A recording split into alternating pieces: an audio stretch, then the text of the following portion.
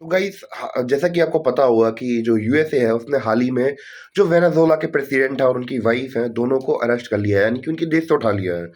तो अब बात हम लोग यहाँ पे करते हैं, तो ये जो यूएसए ने एक्शन लिया, ये तो ठीक है, मान के लिए ले लिया। पर प्रॉब्लम यहाँ पे आ जाती है, जैसे कि हम पता है सोशल नॉर्म्स होते हैं। तो एक सोसाइटी के अंदर, एक हम लोग बात करें कॉन्टिनेंट के अंदर, जब चीज़ें एक साथ होती हैं, जैसे कि हमने पहले पहले देखा हुआ भी है पास्ट में कि कैसे जो फ्रांस था वहाँ पे फ्रेंच रेवोल्यूशन हुआ आया, और उसको देखकर जो बाकी यूरोपियन कंट्रीज थी तो उन्होंने भी अपने कंट्री के अंदर क्या हुआ, चेंजेस लाना स्टार्ट किया, अपने अंदर भी वैसी रिजीम लाना स्टार्ट कर दिया। तो कहने का तात्पर्य ये है कि आदमी देख के चीजें सीखता है।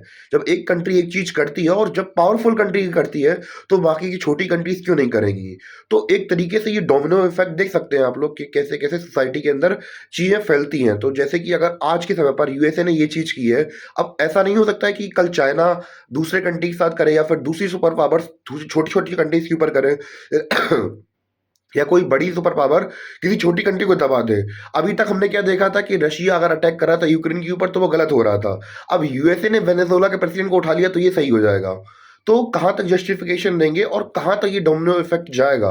अगर ये डोमिनो इफेक्ट लंबे समय तक चला तो वर्ल्ड को क्या हार्म हो सकता है, क्योंकि ये एक तरीके से वॉर जैसी सिचुएशन लाने की संभावना देता है। अगर वॉर स्टार्ट हुई तो दुनिया में ह्यूमैनिटी खतरे में आ सकती है, क्योंकि भैया जो लीडर्स होते हैं वो तो अपने लड़ते रहेंगे, बाकी जनता गई तेल लेने, जनता तो ब्लास्ट हो जाती है ना बाद में बीच में। तो लोगों को ही देखना चाहिए कि उनकी सरकार क्या कर रही है और उनके ऊपर लेजिटिमेट एक्शन लेने चाहिए। मैं किसी गवर्नमेंट को क्रिटिसाइज नहीं कर रहा, या फिर लोगों से बस एक अपील है कि वो जैसी सिचुएशन अगर बनती है तो फिर लोगों को ही हार्म होगा।